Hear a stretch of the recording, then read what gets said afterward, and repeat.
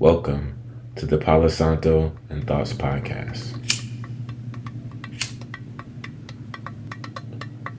As I light the Palo Santo, let us reset the space, allowing new energy and new thoughts to enter.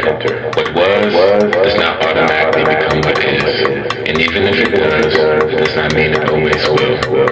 Let us release what we must to receive what we must. It is mine. It is yours. What is for us will always be Ashe. Welcome back. What's up to the old homies? What's up to the new homies? I'm Carter, and this is the Palo Santo and Thoughts podcast. Today, I'm joined with one of the homies, Aaron. Aaron is a mission-driven nonprofit consultant who also is from New Jersey and currently lives in D.C. And also, man, you just started a new business as well, man. Yes, I did. Congrats, Yes, I did. man. Congrats. Appreciate Do you want it. to share more about that? Yes. Just recently started a business, 2911 Impact Partners, which is a consultancy firm for mission-driven organizations to ensure that they are able to serve their communities in the best way possible and meet, and achieve their vision to ultimately enable communities to thrive and to have a hopeful future. It's based out of the scripture, Jeremiah 29:11. For I know the plans I have for you, says the Lord, plans to prosper you, not harm you, plans to give you hope in a future. And so that's what we want to ultimately provide to our clients is a hopeful future and to assist them in that process of, really what I think God has placed on their heart and to make them efficient and able to achieve that goal because we can't do it alone. And so we want to create a environment that allows organizations to thrive. Love that. So be on the lookout for that, y'all. Be on the lookout for that. What I didn't include is also, man, Aaron's one of my good friends, man. You know, Yes. so I appreciate you pulling up to the podcast, and I'm excited for our conversation today. We're actually January will probably be 10 years since we've actually known each other. Yeah, We met each other at Howard School of Social Work in January 2015. So yeah. being that it's February 2025, Yeah. it's that 10-year mark. And, reflectively, it's like so much has occurred, so much has happened from where we first met each other to where we are now. Yeah. And overall, it just lets you know that one, God is good, that there's always things that are moving, and to see, the podcast and breathe, love, play. Yeah.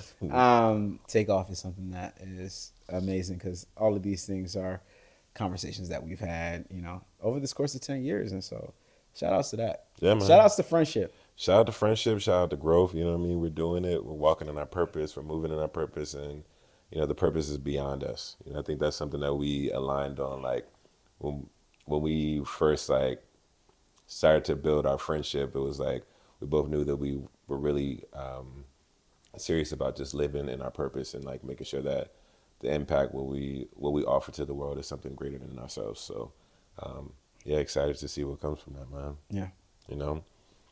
And so for those of y'all who are new to the podcast, pretty much in season 1, I talked about All About Love, New Visions by Bell Hooks, and I covered each chapter of the book, just talking about my own personal experiences and really lifting up the different lessons that really correlated to like what I learned from or what Bell Hooks shared within the book. And so in season 2, I'm joined by a lot of my homies to talk about their experience about love and then just kind of check in. So really excited for you all to be a part of this conversation. And yeah. So one of the things I always love to do before we get into the conversation is just check in on like, how are you doing, man? How you been? I know how you doing, but I'm just like, for the homies, how are you doing? I'm doing well. Started the new year, really just focusing in on trying to put what I think God has placed on my heart into action, to stop just ideating and thinking about what I'm going to do and instead like taking action on things. So that's like what's been my focus for 2025. Realizing I'm not the youngin anymore. I got mentees and stuff like that. So, kind of being a little bit more serious about my craft, the work that I do, and taking like real ownership over my life. So that's what I've been working on in 2025. I love that. I love that. I feel like that resonates with me as well. And it's important to like that growth is important. The more we lean into it each day, each minute, each hour, each week, gets us closer to where we want to be. So love that the beginning of the year so far has felt like you're moving in the right direction. You know, Mm-hmm. um, that's good. That's good.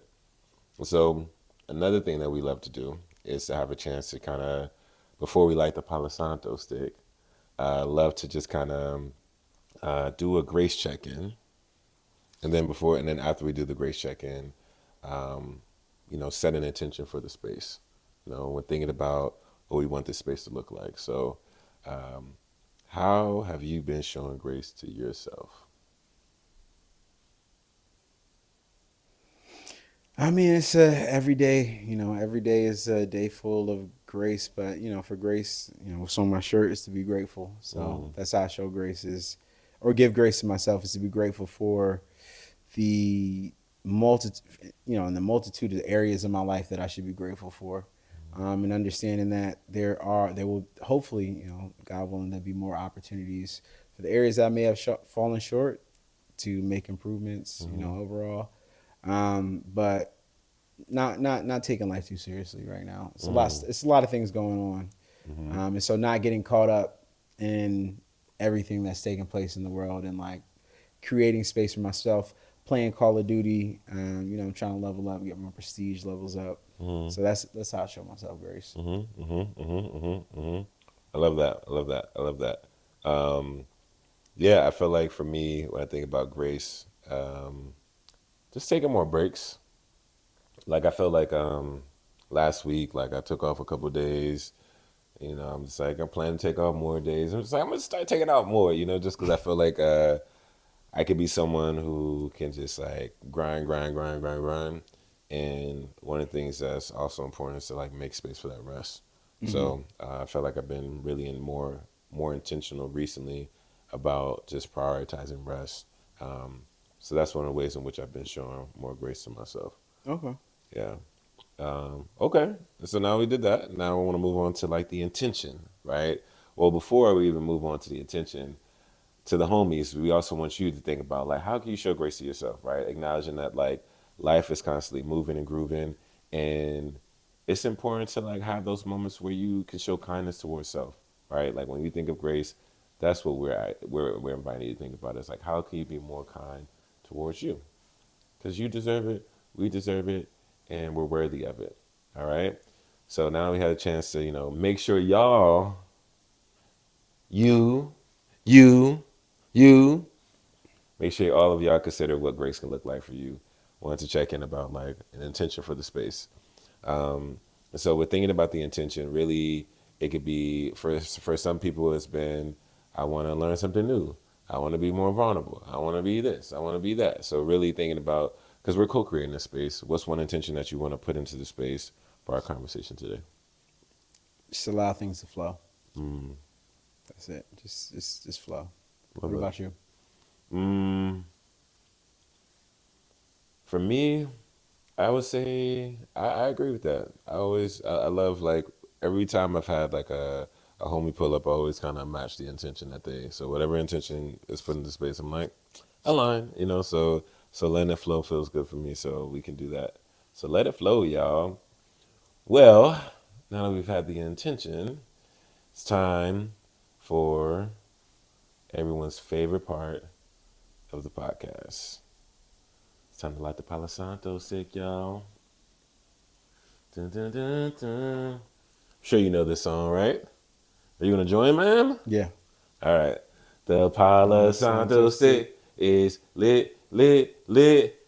The Palo Santo stick is lit, lit, lit. The A Palo Palo Santo Santo stick stick is is lit, lit, lit, lit, lit. lit. The The Palo Palo Santo Santo stick stick is is. lit, is lit.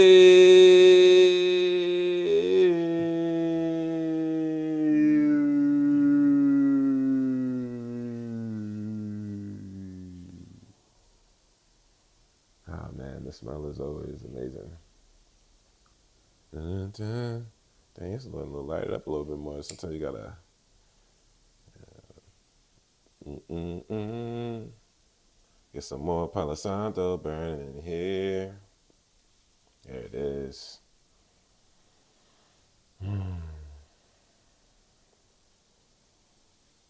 Okay, now we got the Palo Santo. Sick is lit. Let's get into these thoughts.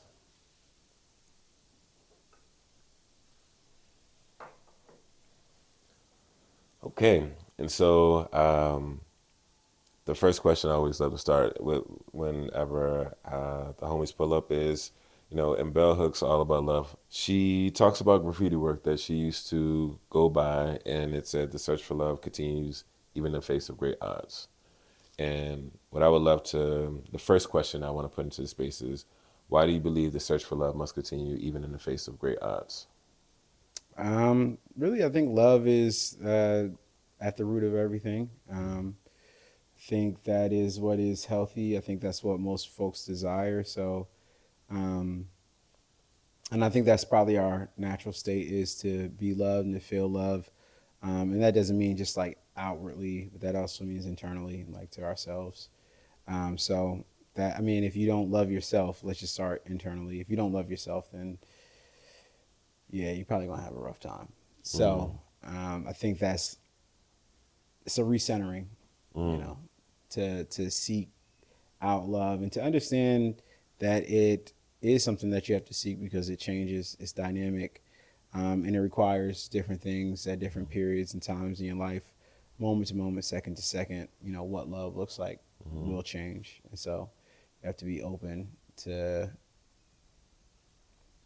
I think, the diversity of love. I would say, like, yeah, what the diversity of what love looks like in one's life. So, mm-hmm, mm-hmm. And you said something too, right? Was like, you know, if you it starts within, but also like acknowledging like that the challenges that comes with when self love is it might not be a common practice or familiar practice, and mm, just like how that impacts one's journey. yep. And I was curious of like within that, when you think of your journey, how do you navigate those spaces? Where it's like in those moments where self love was a little bit more newer. How were you able to move through it to a point where you were able to for it to become more familiar to you? I mean, that can be rough because sometimes you find out you think you're loving yourself, but you're not. Mm, So you gotta.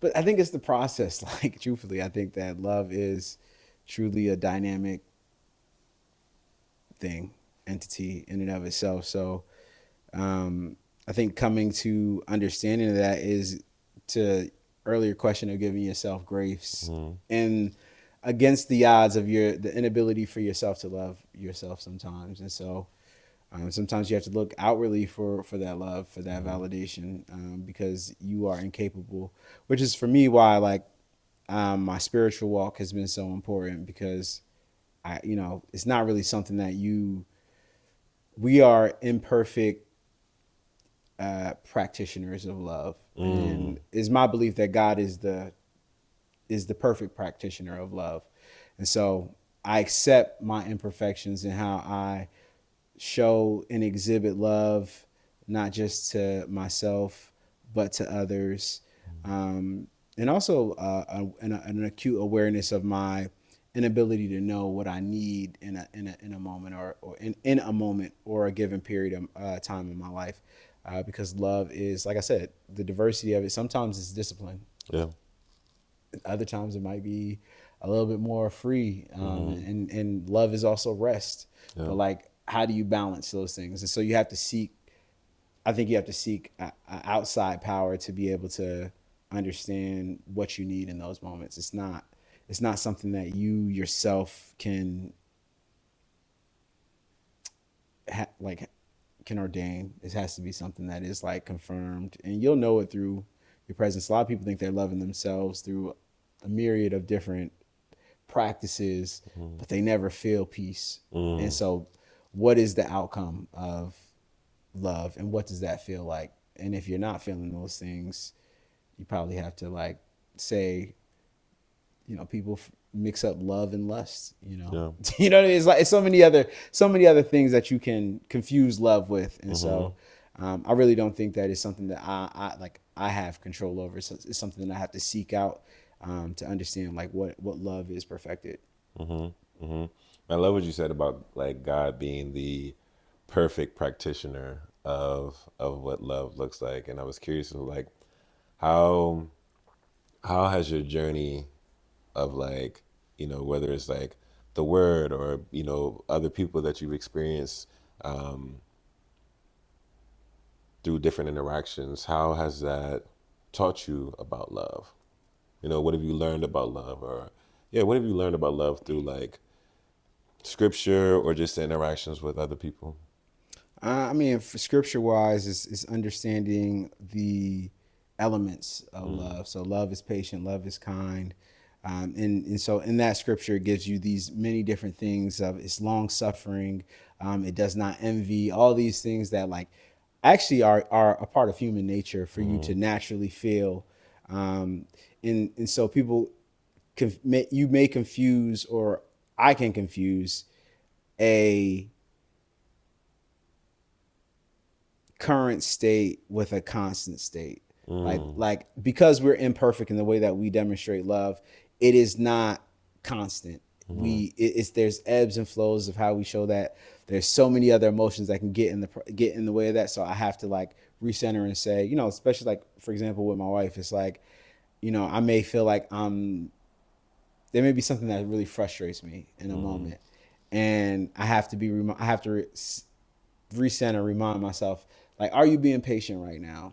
It's like, no, you're not getting the response that you want. You feel like you're clearly communicating, but it still requires patience, even if you feel like you're doing everything perfect. And I do that in like, because like I said, looking on the outside first, I'm thinking of like, man, there's so many times that if I'm thinking about God's perspective of me, it's like, yeah, this person is not listening at all. Yeah. Like not listening, you know what I mean? Being stuck. Like, so all of these things is like, I think that through that realization, I'm able to extend more love. If I operate through a lens of humility, if I'm able to admit that I'm an imperfect practitioner of love, then I'm able to look at myself sometimes and say, well, actually, in order for you to love even yourself, is like you have to, I guess like the barrier or the threshold is increased in this moment. You have to,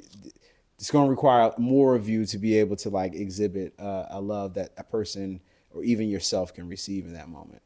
So it can't be like, oh, I'm gonna just do the same exact practice over and over and over again, because at some point those things can become ineffective. Yeah. And there's a few things that you said. One of the things I was thinking about was like, even though you named that you're an imperfect practitioner of love, you are a practitioner of love. And so I was curious of like, what has been one new learning about love that you've been navigating through? Especially, with just like, as you mentioned, just like marriage and, like all of what comes with that, you know what I mean? Like the beauty of that. Yeah, what's been one lesson? I think how dynamic it is and how much it can change. So meeting someone else's needs is not how you perceive it.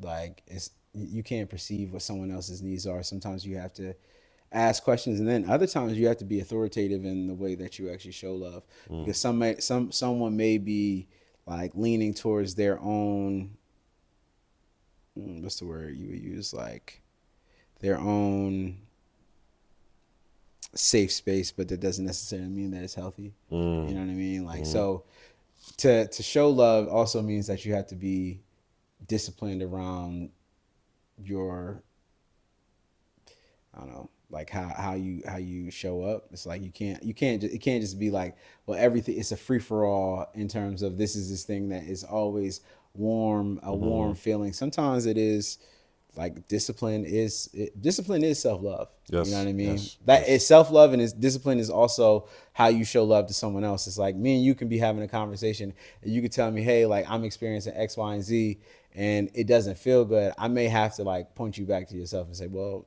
have you looked at like your own actions and behaviors and Mm-hmm. how this is impacting the way that you feel? It can't just be a free for all. Love has boundaries, like Yes. for sure. Yes. It does have boundaries. Mm-hmm. Mm-hmm. Mm-hmm. Mm-hmm. I love that. And it's like with one of the things that I always love to hear, especially when I have like men on the podcast, is like when thinking about love, right? Like we've talked about God and you know how that has how God has been an example of like love as as a practitioner. And I was curious to hear like what's been one of your favorite lessons that you've learned about love from women. From women, I just think probably like the fun, you know, Mm, to make it to center someone else. It's like oftentimes I may try to remove the focus being on me, so to celebrate someone else is mm, like a large part. I think with my wife, that's one of the things that I think I love my friends, but then she gives a great add on mm, to that in terms of like practices that I may miss out on. So if it's like a birthday, mm-hmm, something like sending a card mm-hmm. is something that I would overlook. Yeah. But for another person, that's like, or even responding on time, Mm-hmm, is like, nah, like we need to let this person know, or showing up on time. mm-hmm. That's one thing I hate. It's like, you set up a celebration for some like Yeah. somebody tries to celebrate themselves, and then nobody shows up until like 2-3 hours later. Yeah. But nobody takes into account like this person has been like thinking about this Yeah. for weeks on end to make sure that it's perfect, but like just showing up and being a helping hand in Yeah. advance is sometimes a way to show and exhibit love that somebody can truly receive. So Mm-hmm. And how has that impacted like or enhanced your relationships and connections? I think I'm a better friend. I think I'm a better brother, son to the people in my life, because there's an ability to add on in ways that I have blind spots, and so love is also not like Mm-hmm. isolated either. It should be a community practice. So people should lift each other up when other people are down and fill gaps when um, someone may not be able to meet someone where they're at. So Mm-hmm. I think it's a lot more collaborative Mm-hmm. than it can be a very collaborative process. Yeah. Yeah. Yeah. Yeah. I love that. And it kind of the thing that what it makes me think about is like also like the importance of communication and just like how that continues to be the thread of just like any all relationships that are healthy. It's just like Mm-hmm. how we are able to communicate with one another, our ability to be able to share, but also listen actively and then also take action as well. Um, so I love that you brought up like the collaboration because that is exactly what it requires. It's collaborative. Um, and I was curious to hear from you around just like um, so something that's been coming up is like uh, emotional safety and what that means. And so I was curious to hear like for you, what does emotional safety look like? Like in what ways? In the sense of like so with being able to connect with someone on a deeper level, there requires some level of emotional safety, right? And so how do you seek that? Is that something that you need within your relationships? How do you create space for other people to be emotionally safe? But then also, how do you ensure that you feel emotionally safe? That's a good question. I think I said I think it varies. Sometimes it requires you to exceed expectations. Mm, Sometimes safety is not guaranteed in love, mm, and so you have to be.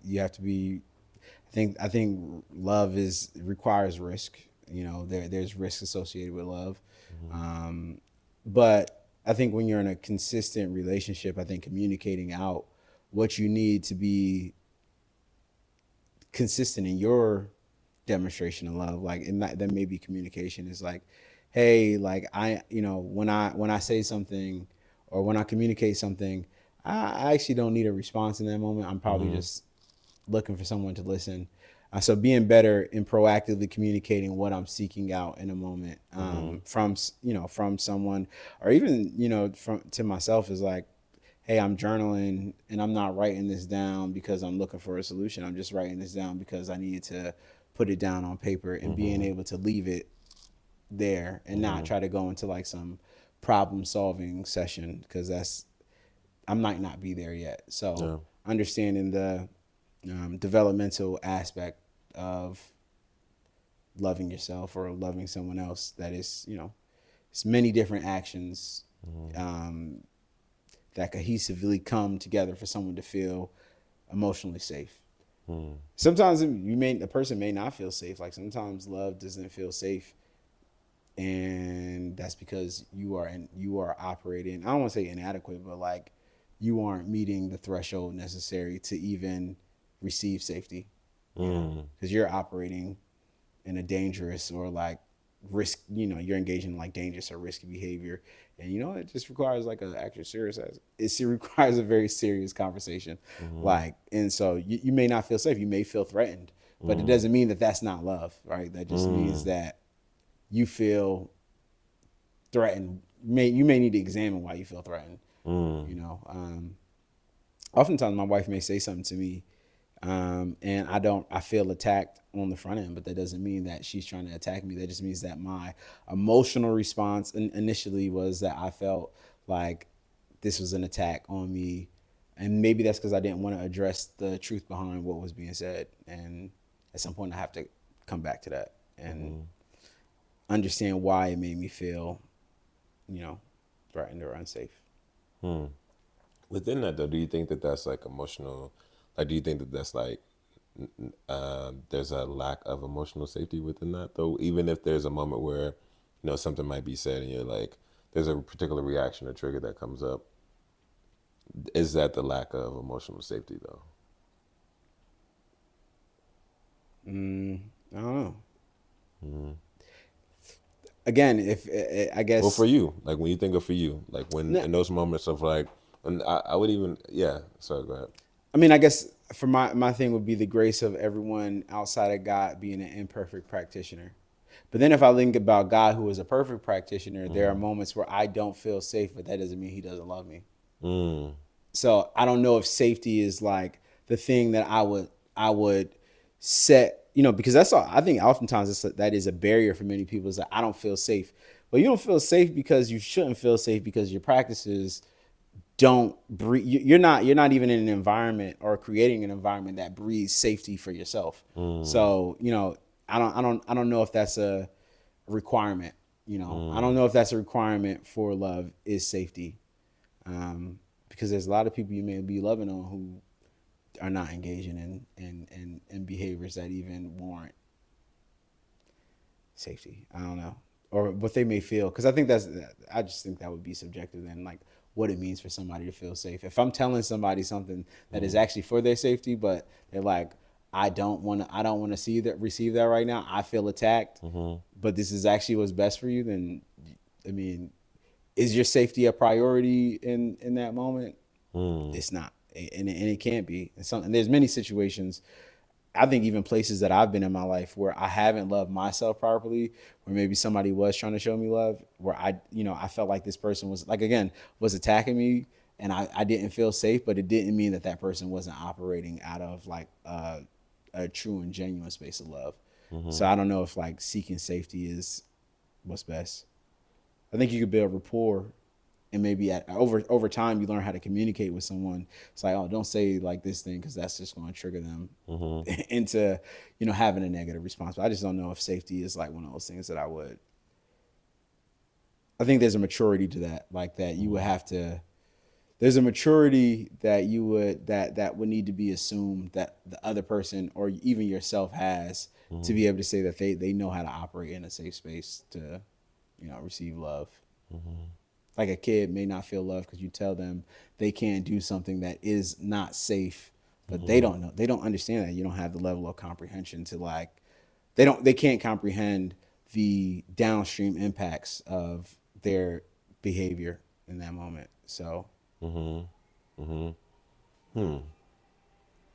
What does like when you think of your safety and like the relationships that you have where you feel emotionally safe, what are the things that allow for you to feel emotionally safe in those relationships?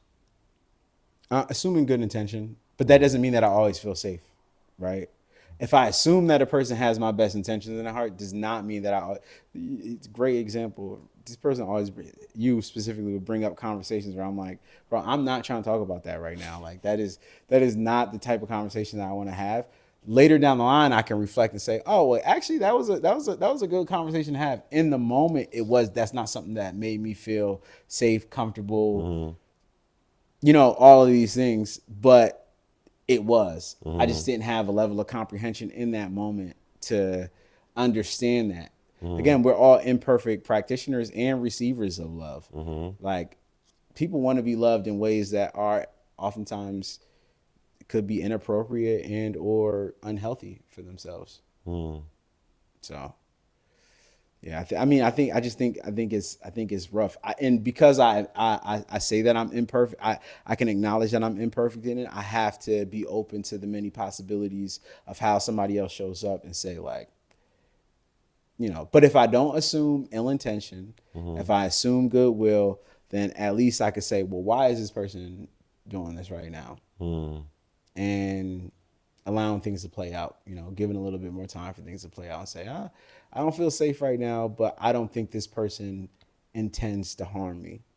When you think of it, because I think that's also what I'm like was thinking about. I was like, how would you define emotional safety?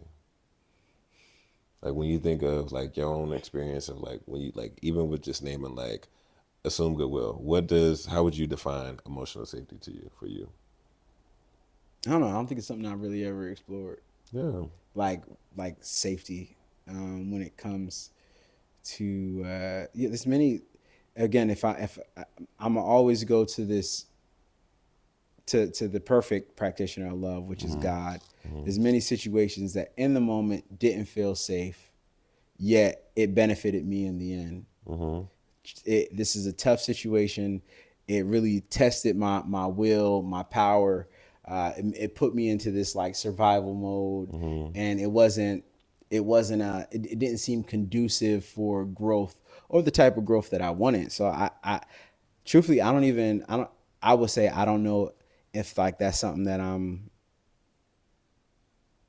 when it comes to love, I don't know if it's something that I like seek out, truthfully. But I do try to discern who are people that should be in my life, and who are people that have enough authority to kind of operate outside the guise of what I may perceive. Like, I'm not about want to let a random person on the street like put me in a position where I feel unsafe. But if this is someone who I say, hey, you are a part of my life for a reason, I'm gonna give you a little bit more leeway to kind of exhibit. And then even if you maybe you mishandled it completely, it's also a part of you being an imperfect practitioner of love as well. Absolutely.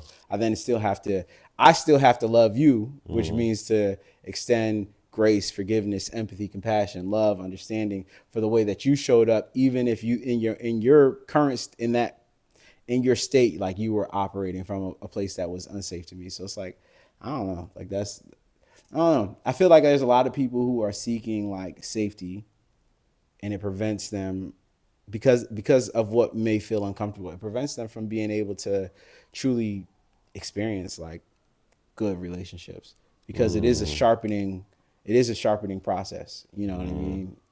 I think that's all encompassing of us people who are imperfect practice. There is no human who is perfect in the way that they practice love. And so you just gotta accept the ebbs and flows. I think that's a part of the risk, Yeah. The vulnerability, I guess vulnerability is a key component in allowing you to love yourself, and also for other people to love you as well. Yeah, because also I feel like emotional safety, and the reason, because I'm like, especially with, I don't think it's solely just with us as men, but I think like men in particular, I don't know if we always think about emotional safety. We think about physical safety, you know what I mean? But to think about like what it means for us to feel emotionally safe, right? It's not, it's something that we might not give as much thought to. And I also recognize that like we deserve that. You know, like we deserve to be able to identify like what we need to be able to feel emotionally safe, because that allows for us to have more close relationships, you know, more where we feel closer to the people that we're connected with. You know what I mean? And it's something that's very vulnerable as well. You know, where it's like, this is new, this is different, and I don't know how I feel about this, but I want to give this a try because I feel like by me doing this, and kind of similar to what you said, like acknowledging, like, yeah, the other person might not be able to hold it correctly, and that's okay. But over time, you all get to like figure out and navigate through that. But even just being able to name, like, this is what I need in order for me to feel emotionally safe is something that I think is so empowering, you know, and that's being for us to be able to identify that, but then also even understand and ask others and say, like, what do you need to feel emotionally safe? You know, and like how that can impact our relationships. What if they're wrong? What if they're wrong about what? What they need? Because when you throw in the word need, need can be confused with want very easily. You know what I mean? Like, what is it? I mean, I think every child will be like what they want and what they need. I'm just using children as an example, but like what they want and what they need is two very different things. Oftentimes what they need is not even in their purview. They're not, you know, to say I would love to eat candy all the time, but it's because you don't understand the your level of comprehension isn't there yet to say what is nutritional value. You know what I mean? And so what does it mean to live a healthy lifestyle? You don't understand that yet. And so it requires someone else to insert themselves and say, well, now like we have to create boundaries around. So I agree that people should be able to communicate what it means for them to feel safe. But I've also been in a lot of situations where people say what they, and I'm putting air quotes around what they need, but it's not good for them. Right. Like, and you know, down the line, it's not good for them. And I think I think in society right now, I think that's like it's a very dangerous like place to dabble in and I use the term like if we're looking at healthy, right? Like if healthy is if you want to if you want to engage in healthy relationships, I would prefer not to communicate sometimes. And so being avoidant feels safe to me. Like, hey, let's just avoid let's avoid the issue. That feels safe for me, but it's going to require somebody to say like, nah, actually we're going to have to talk about this.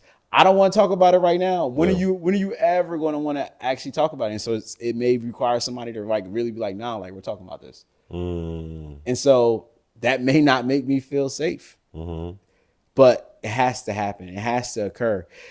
And I think that's like that's the difficulty when it comes to like true love, like real love. It's not this romantic love that we oftentimes, it's not always a feel good thing. It's not warm and fuzzy all the time. I think it will be in the end. But I think of how many times people have challenged me to remove myself from what was safe in that moment. It's safe for me now, but it wasn't safe for me in the moment where they challenged me. So I don't know. I don't know if I'm actually answering your question, but I feel like the way that I'm, you know, we talked about intentions. It's like the way that I'm flowing would be if I were to have anyone listen to this, I would want them to challenge themselves in their understanding and even seeking what they desire. I see it so often in the conversations that I have with people. It's like, yeah, like you're gonna have to push past your understanding of what it is that you believe that you want, need, desire, because there's so much more on the other side of our limited purview. If we understand that we're limited, like we're limited in our capacity to understand. So many people who are upset with their decision on who they made who they voted for in this past election, right? Like, and truthfully, they just didn't do the research that they needed, and so they didn't understand everything that would come from it. And now they're being harmed by their own decision, and that doesn't feel like. I feel like that has to suck because, you know, like, and I've been in those places where I've done stuff to myself, and I've been like, dang, like I really did this to me. Like there's no boogeyman in the mirror. I am the boogeyman. It's me. These are my choices. These are my decisions. These are things that I've done to myself, and now I have to sit with them. The results. I don't know. That's yeah. I hear that. I think I like I hear with the there's like a heavy hand on accountability, right? And I love someone says something that's like accountability and compassion is like they have to like be with each other. You know what I mean? And so like we even in the moments where we might make a decision and like look back and later be like, damn it, this was not the best decision ever. I do think that in that sense, it's like we're still operating from the best at that particular moment. And I think that grace always has to be extended, regardless of what the situation is. And even with what you were talking about related to like the awareness of needs versus wants, I think even within that, it's like that's still based off of where that person is currently in that moment. And so we can only operate based off of like what someone tells us and what we know for ourselves. And then again, of course, we get to assess like to what capacity we have to support or engage with that, or supporting their needs or meeting their needs, or supporting their wants and meeting their wants. But it's still based off what they know, and making space for that. I think that's like, you said it earlier, it's like love is dynamic, but we're also dynamic. We're going to constantly be changing. We're going to constantly be evolving. And so we have to constantly be seeking. And that's what I'm here. I think that's one of the themes that I'm hearing is that you have to constantly seek to understand who you are and what you need. And especially on this journey of love, to like seek what you need and, to seek what you need. Yeah, I think there's a level of skepticism that I'm probably also advocating on as well. Is to I don't want to say to question what you need, but this is saying if I have people in my life who I trust, care about, believe they care about me, even for myself, I do agree that, but that's where grace comes in. Grace is not about doesn't get rid of what you've done. So you still have to be accountable, but it does say, all right, well, I made this mistake. I can move forward. I can persist forward, and I can make a different decision. Moving forward. It actually doesn't alleviate you from any consequence of decisions that you made. So that's for me, oftentimes when I hear people talk about grace, it's like, yeah, grace is really just what allows you to move forward. Doesn't change anything in the past. It doesn't make your decision right. It doesn't even alleviate the consequence. Like externally. That's only an internal thing. It's like I can say to myself, I made this mistake, and I'm going to accept the consequences of my decision, but I'm also going to make better decisions moving forward. I think that's what grace is. Like, it's not, but that's also where forgiveness comes in. You forgive yourself, but like forgiveness still is like, yo, if you've harmed me and I've forgiven you, I'm letting things go, but there's still going to be an impact of like what you've done. You know what I mean? Like it doesn't, I don't know. I don't know. I could be completely off, but I also think that's like your experience. You know what I mean? And I'm curious of like, because you mentioned like the skepticism. Do you feel like you're skeptical when it comes to love? No. I'm skeptical with my own understanding of what is best for me. Why so? Because I think evidence would support that. If we were to put ourselves in a position to say, we talked about 10 years ago, we met each other 10 years ago. If we said, hey, this is, 10 years ago, who did you think that you would be? And like, what decisions would you have made? There's probably so many times where like I don't think where we are today is where we viewed ourselves being 10 years ago, but I don't think that we're in a lesser state than we were 10 years ago. I also believe that God will do exceedingly abundantly above all that I can ask or think. So if I say, this is above what I could even imagine, that God's plans for me are actually more than I can imagine, then I actually don't even know what's best for me. All I can do is try to make consistent decisions that are aligned with his will in the end.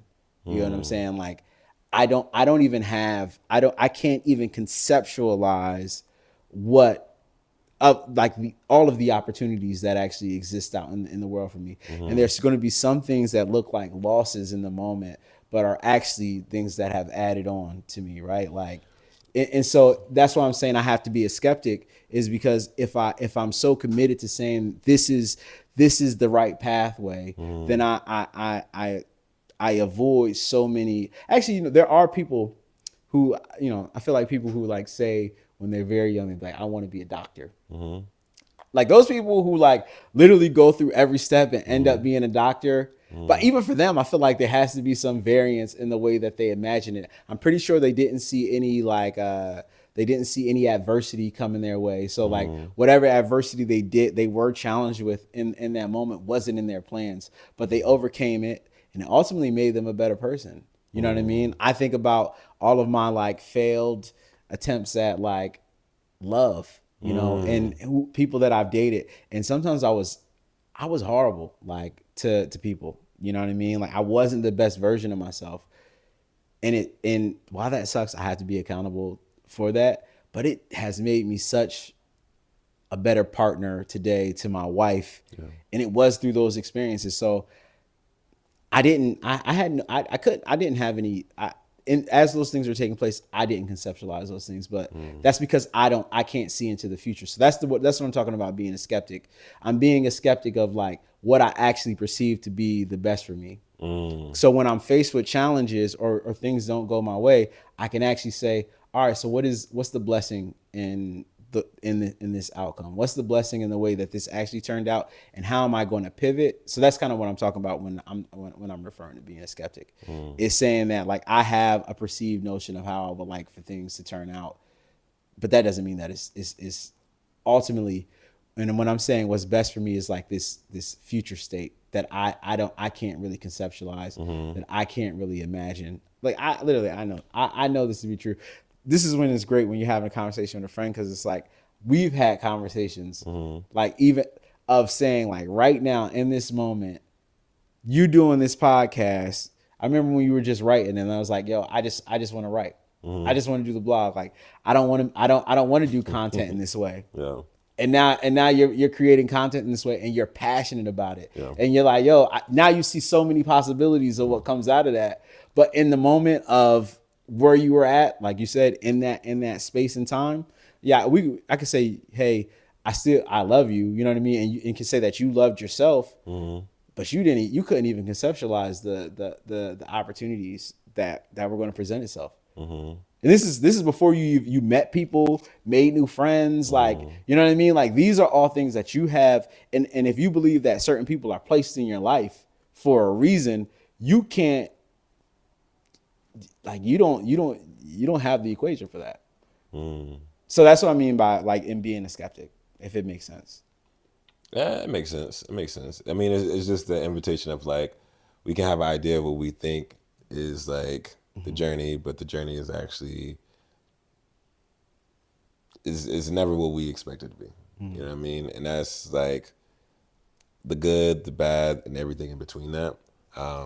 Which I think is important to like make space for that. And I agree, like, of course, it's like we can have a very limiting perspective on certain things, and so we have to. But I think it just kind of it feeds back into just like the invitation to just continuously seek and to be curious about, to learn, and not to feel like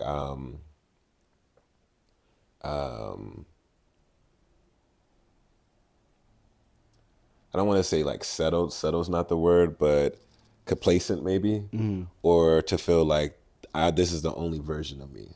Yeah. And I think that over the times as we gain more experiences of certain things, we're like, oh snap, okay, maybe I can be a little bit more open to these different things that before I was not as open, but now I'm like, let me give that a try. You know, so I do get that point. I do get that point.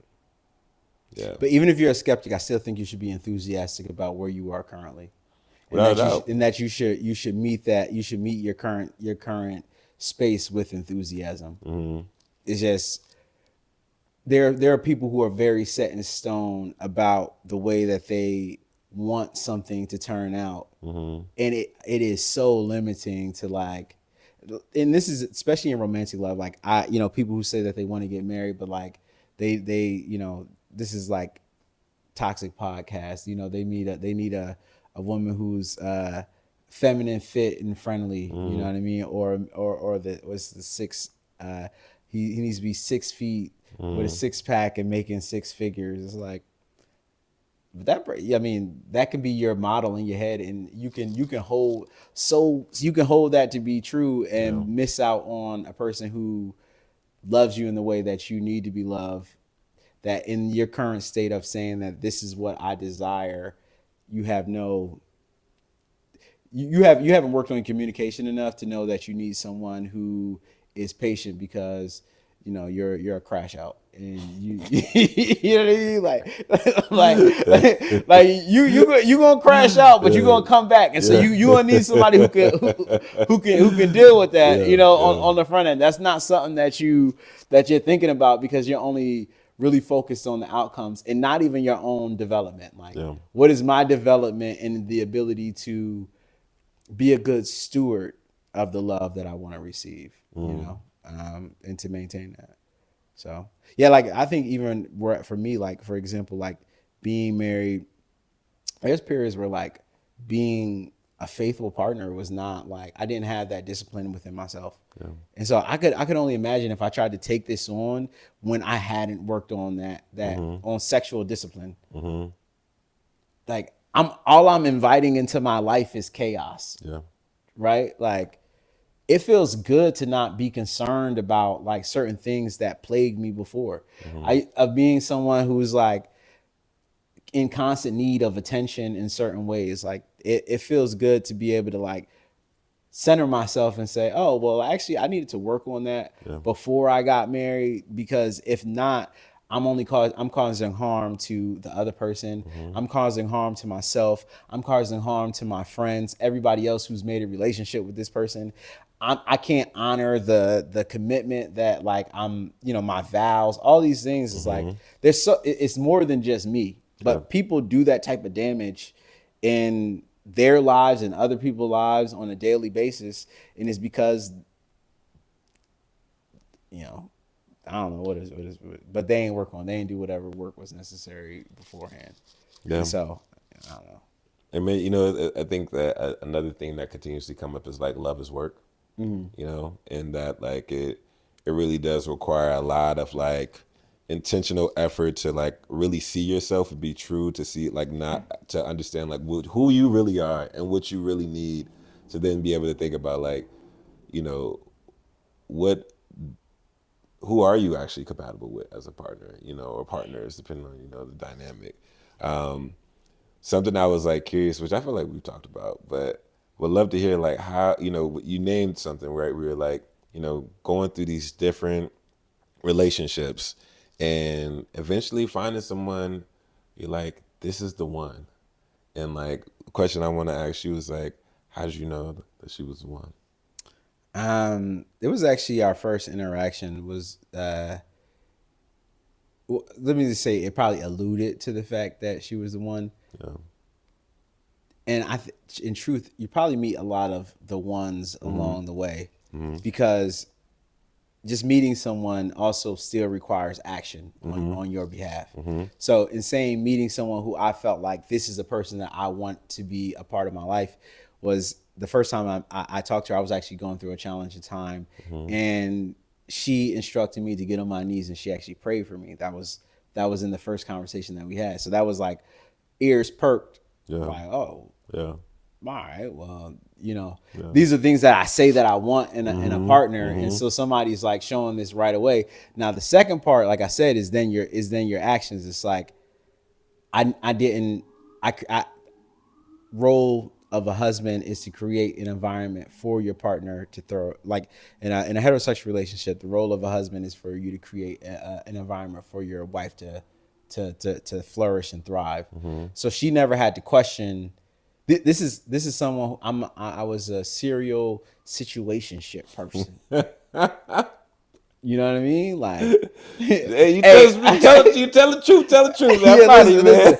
I'm just saying, like, I ain't looking for nothing serious. Yeah, I'm gonna yeah. take the parts of it that I want, but I'm not gonna give you, because oftentimes men talk about, our role is to protect and provide, but what does protection look like outside of this, like, physical sense? Yeah. Protection means you understand your role in my life, and now I'm creating an environment so you don't have to question, like, what this. So that means I committed very early on, and I made consistent decisions in that relationship to reinforce, like, my original desire. And so the rest of it just kind of, she met me.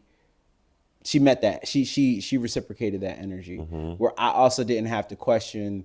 Because there's certain things that I think you will question. Is like, does this person love me? And it's oftentimes, this is where you're talking about safety, where I'm like, I don't know if it's safety that people ought to look for.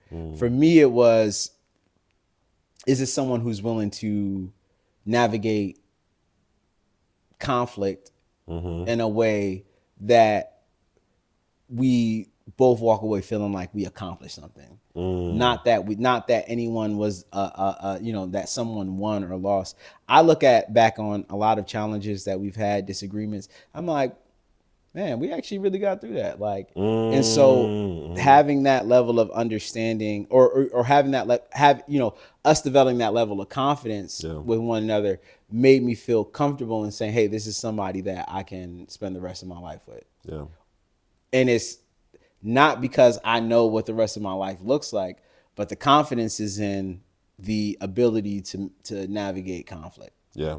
In a way that makes me feel empowered rather than, so it's the opposite of empowered. Down.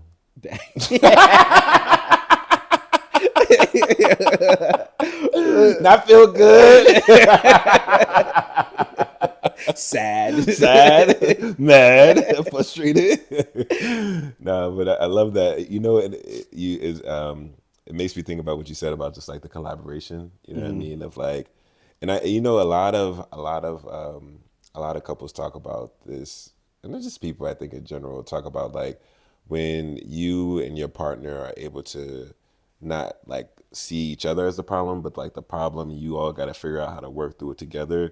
That creates like a partnership where it's like we can, as you all get to learn each roles in that and how y'all can support it. And like whose areas, whose strength is this, whose not weakness, but whose area of growth is this, and like how do y'all support each other in those moments of conflict to then get to the other end of that. And it sounds like y'all have gone through it. I mean, I know, but I'm also just like that's something that is just like coming out in the conversation as you share more about. It's what I appreciate the most. Yeah. But I mean, but here's the thing though. Typically, that's what people appreciate the most in most of their relationships. People are not friends without conflict. Yes. I think you might just be like associates otherwise. And this is a wild, like, desire that people have for like their romantic partner, that they don't hold the same thing for their friends, right? Like, I'm friends with this person.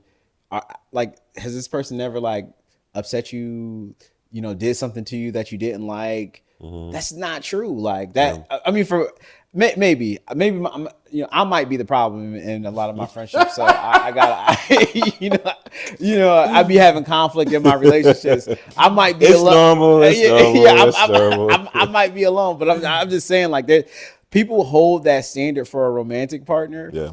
But it nowhere else in their life is that exhibited. Yeah. Like a constant state of like peace in a relationship. Now, like most time, even with people with their friends, a lot of men will talk about this. Like, yeah, like I almost fought that person. Like, but now we're the best of friends. So some way, somehow you value the ability to resolve conflict.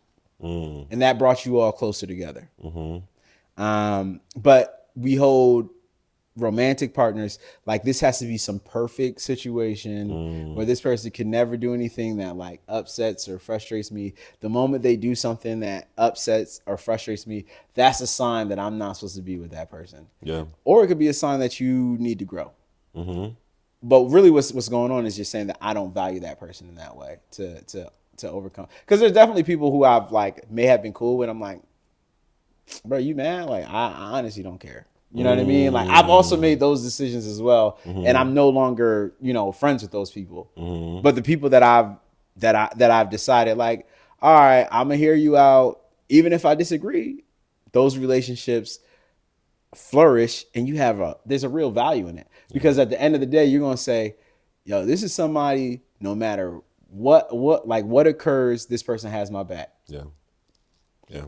And that's only that's true. Truthfully, your confidence comes from that premise being tested, that this person is not going to abandon me when things get difficult.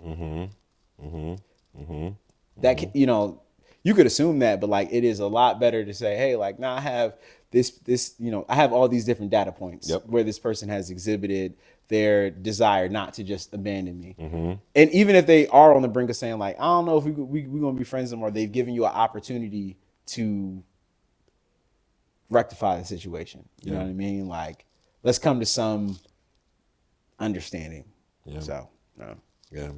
Within that though, I think it's also important for people to like create those spaces for people to show up to. You know what I mean? And like I think that especially like within the dating realm, it's like it could be super performative. You're like you want to show the best version of yourself. You got do this, to do that, and so much of it is so performative that at some point, over time, it's like, all right, I'm no longer performing, and this is who I am. And so I think that that's also the other piece where it's like, yes, we do, like that is something where it's like when we're able to see that someone is willing to like hold it down and be there, we hold it down for them as well, right? Like it's something that's mutual, it's not one-sided. I think that enhances the relationship, but I also think it takes being able to be like honest to like be able to create and sometimes it's like life just makes us be honest, right? It's not even like but that honesty then I think allows for those moments, those more frequent moments of being able to see like, oh snap, like this person is like really here for me, Yep. So that's something that I was like, that was coming up for me as you were sharing that. I love that, man. Word. Okay. Well, we're moving into the next portion of our time together, which is dropping gems. So I have some lovely words in this bowl right here. So it's friendship love, romantic love, self-love, spiritual love. I think I said family love, and probably some other types of love. But pretty much I am going to pick one word out the bowl, and then you will share your favorite gem about this love, and why is it your favorite gem, or how did you learn about this gem? Okay. All right. So as you know, there's another jingle, but this one is called Dropping Gems. All right. You all know it. Say we dropping gems. Say we dropping gems. Say we dropping gems. Say we dropping gems. Gems. Gems. Say we dropping gems. Say we dropping gems. Say we dropping gems. Say we dropping gems. Gems. Gems. All right. That just debuted today, man, by the way. It's always different each episode. So Okay. Yeah. I was. You never know. It's like, nah, I don't know that song. Yeah, no. You can't let people know that one, man. You gotta switch it up every time. So, but yeah, all right. Well, let's see what we got. 3, 2, 1.